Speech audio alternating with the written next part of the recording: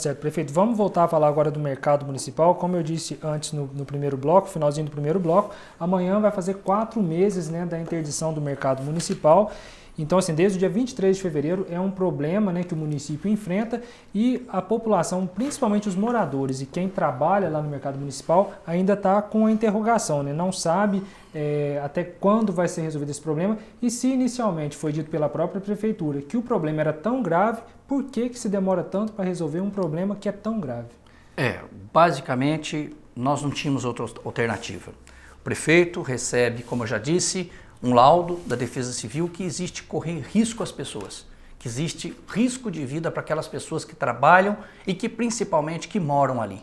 Tomei todas as medidas necessárias para que essas imagens que as pessoas veem é o subsolo do mercado municipal. Como que eu vou deixar as pessoas morando e principalmente trabalhando ali? A minha função como político, nenhum político gostaria de fechar um estabelecimento comercial. Isso é uma coisa impraticável para o político. No entanto, a minha responsabilidade como professor e como gestor público exigiu que eu tomasse as medidas. O que atrasou o processo foi justamente uma ação judicial que achou-se necessário, a justiça achou necessário fazer um novo laudo, feito pela UFMG. E esse laudo não saiu até então. Isso interrompeu as nossas ações que já estavam programadas. Mas já foi feito contato com a UFMG? A justiça fez essa intimação para o UFMG fazer. Agora, as providências que podiam ser tomadas pela administração foram tomadas. Eu estou pagando aluguel para todos os moradores que moravam ali no prédio. E no caso dos comerciantes, né, eles de alguma maneira recebem alguma ajuda?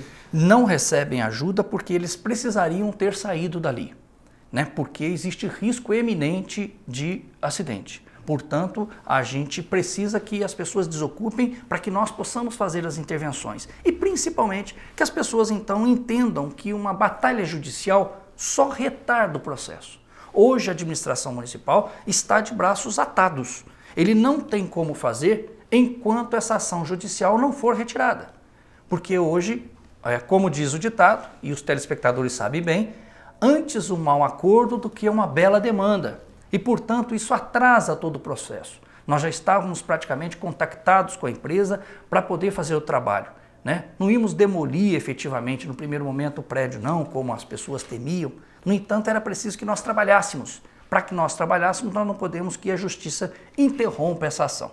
Portanto, assim que isso estiver mais claro, nós faremos as ações necessárias e assumiríamos, inclusive, essa questão daquele canal ali, que também é uma preocupação de toda a comunidade. Tá certo, prefeito. Com relação ao mercado também, os moradores estão recebendo R$400 de ajuda, né, para custo de aluguel. No caso, o senhor acredita que esses R$400 eles são suficientes para o aluguel? E não só a questão do aluguel também, há o acompanhamento da assistência social, por questão, acredito que, né, as pessoas acabam ficando abaladas, não só financeiramente, mas também psicologicamente. A gente sabe disso. E eu diria mais que sem a assistência social está disponível para fazer todo o acompanhamento com esses moradores. A primeira ação minha foi justamente preservar a integridade das pessoas. É isso que o poder público tem que fazer, né? Não é por isso, não é à toa que nós temos procuradoria, é por isso que nós temos os nossos advogados que dizem, olha, qual que é a ação que deva ser feita? A ação foi feita. E olha que estão se tratando de propriedades particulares, Wellington. Nós não estamos falando de propriedade pública, estou falando de propriedade particular, que em última análise seria responsabilidade do próprio morador, né? Que está com uma parede caindo ou algo assim. E nós assumimos por questão humanitária. Portanto, estamos à disposição, estamos ajudando, estamos pagando o aluguel para que elas não fiquem desabrigadas e principalmente que tenham segurança, porque essa é a minha maior preocupação com o aspecto humano daquela população. Tem outro questionamento aqui, chegou por e-mail, né? Alguém pergunta, não se identificou, por que não foi construído e se procede no terminal urbano? E até a pessoa questiona aqui com relação se o município ele perdeu os recursos do governo por falta de um projeto. Olha, é preciso, e aí a comunidade sabe, que nenhum prefeito em Guaxupé foi tão perseguido e houve um massacre tão grande quanto o nosso governo. Nunca na história de Guaxupé, eu diria, né, parafraseando o presidente Lula, um prefeito foi tão perseguido por ter vindo de classes populares, por representar camadas populares como nós viemos e somos perseguidos. Um desses aspectos é exatamente esse terminal urbano, que iria e que deve beneficiar as camadas mais pobres da população. Só que parte da elite de Guaxupé resistiu a esse projeto, atrapalhou o processo de implantação do terminal urbano.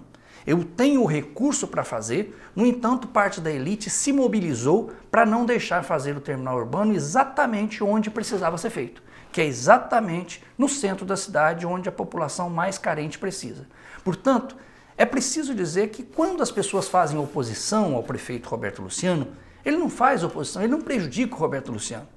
Ele prejudica os mais pobres, ele prejudica a população carente. É o que está acontecendo hoje com relação à questão do plano diretor.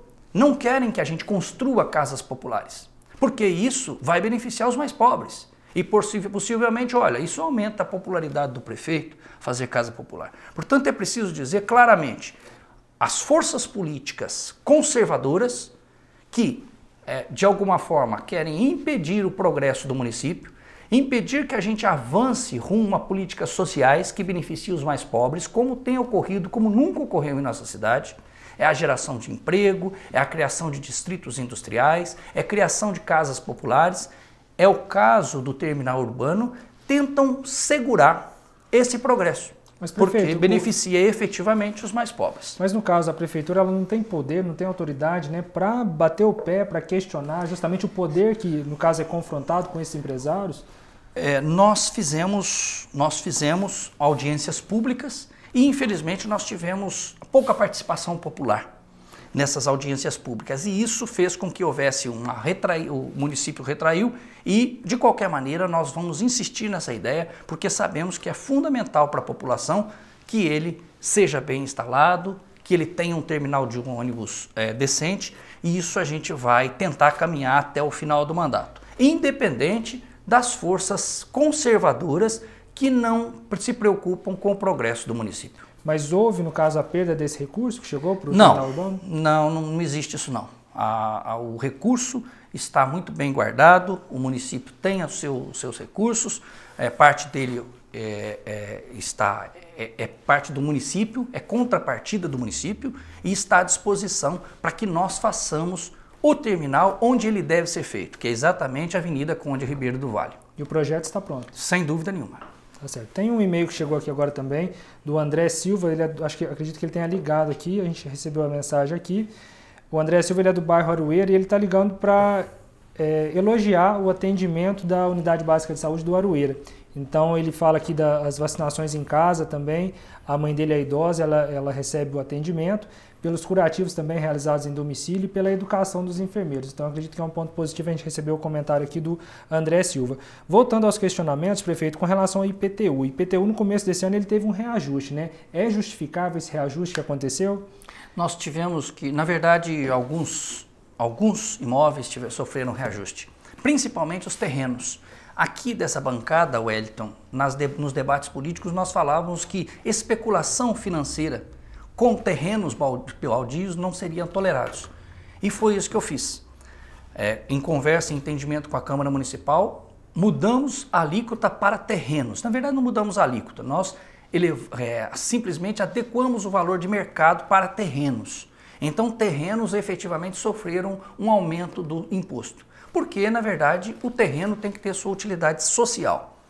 A casa, efetivamente, mudou muito pouco. No entanto, os terrenos sofreram um reajuste, porque essa era uma política. Nós não podemos fazer dos terrenos motivo de especulação. Se o camarada quer guardar dinheiro, que ele coloque na poupança. Investir em terreno para juntar mato, escorpião, baratas e dar problema para o poder público e para os vizinhos, nós não vamos admitir. Então, uma das nossas políticas de coibir a especulação imobiliária com terrenos foi exatamente aumentar um pouco o valor do imposto sobre terrenos. Então esse de fato houve e foi deliberado. A administração não aceita especulação com imóveis, enquanto que a população mais pobre tem que morar muito longe do centro da cidade, enquanto você tem muitos terrenos no centro. né? Então, basicamente, não houve alteração significativa no IPTU, a não ser a questão dos terrenos baldios. Tá certo, prefeito. Nós vamos fazer uma pausa agora, vamos para um breve intervalo e logo após o intervalo a gente volta com mais questionamentos. Então, se você tem alguma dúvida, alguma pergunta para o prefeito Roberto Luciano, ligue aqui na TV Sul 3551-7458 ou o e-mail tvsul@tvsueducativa.com.br. Lembrando que a nossa transmissão ao vivo, além da TV, está sendo também transmitida pela Rádio Clube. Então, a gente volta logo após o intervalo.